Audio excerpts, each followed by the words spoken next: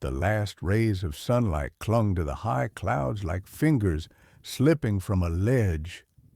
The heathered hills, golden and purple just hours before, had faded to a quiet gray, as if the land itself were holding its breath. From the edge of the trees he appeared, a man, or something that wore the shape of one. He walked with measured slowness, as though time pooled differently around him. His coat, the color of ash, hung to his knees, tattered at the hem. In his hand, a long black-stemmed pipe glowed faintly red. With every breath, he exhaled a smoke so pale it almost wasn't there at all. Almost. The smoke drifted behind him like a shroud. It twisted and curled, then lengthened, limbs taking shape within the haze. They danced behind him, these pale ones, willowy figures, faceless, drifting like gauze caught on the wind. Their movement was slow, hypnotic, a kind of reverence circling around the pipe-smoking man as if in orbit. And then they began to spread out. Above the hills, thunder cracked. The clouds, thick and bruised, began to gather, sweeping in faster than weather should.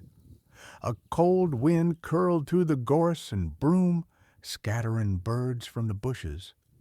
A low hum filled the air, almost a note, almost a breath. The man stopped at the first footprint, a boot print, sunk lightly in the mud where the heath dipped toward a stream. Beside it, another, two people walking slowly, unaware, careless. He turned his head to the wind and puffed once, deeply. The pale one surged, twirling upward like smoke caught in a chimney draft, and then dispersed, some drifting into the heather, others floating just above the path, silent, watching. The piper followed the prince. He did not rush. He never did. He walked as if pulled by something deep beneath the earth, something old. Where he stepped, the heather seemed to wilt just slightly. The wind thickened. Distant thunder echoed again, closer now. A flash of lightning painted the hills in stark black and white. Rain began, light at first, but steady. It hissed softly as it met the smoldering ember of his pipe, yet the glow did not dim. If anything, it grew brighter.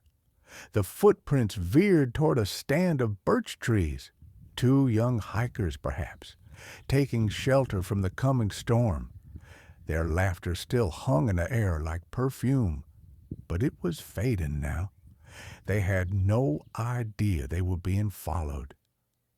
The piper reached the birch trees. He paused. In the darkening light, two silhouettes huddled beneath the white trunks, trying to pull on raincoats, fumbling with zippers and hoods. They hadn't seen him, not yet. He puffed once more. The pale ones came gliding through the trees, surrounding the hikers like mist, pressing in close. The air grew heavy, hard to breathe. The girl looked up first, her face shifting from confusion to unease in an instant. Then she screamed, but the sound was lost in a thunderclap. The piper didn't move. He simply watched, smoke curling lazily from his lips. Around him, the pale ones danced. Faster now, their outlines flickering like candle flames in a wind. The rain turned to sheets, driving sideways. Lightning split the sky, illuminating the scene for a fraction of a second. The boy tried to run. He got 3 steps before vanishing into the mist, his outline swallowed by the dancers. No cry, no struggle, just gone. The girl stumbled back, wide-eyed, mouth open, but no sound came. Her feet slipped in the wet heather. She reached out, to him perhaps, or maybe just to something that wasn't there. The piper stepped forward, and in the hush between thunderclaps, he whispered something. No one would ever know what it was. The wind howled, the trees bent. The last flicker of lightning showed a girl still standing, alone now, her face slack, eyes unfocused. She took one step, then another, and followed the pale ones into the mist. By the time the storm passed, there was no trace of the hikers, only a few scuffed boot prints quickly filling with rainwater. The piper stood still beneath the birch trees, pipe in hand, ember steady. He turned back toward the open heath. Behind him, the pale ones drifted close again, circling, swaying. He walked on, and the storm followed.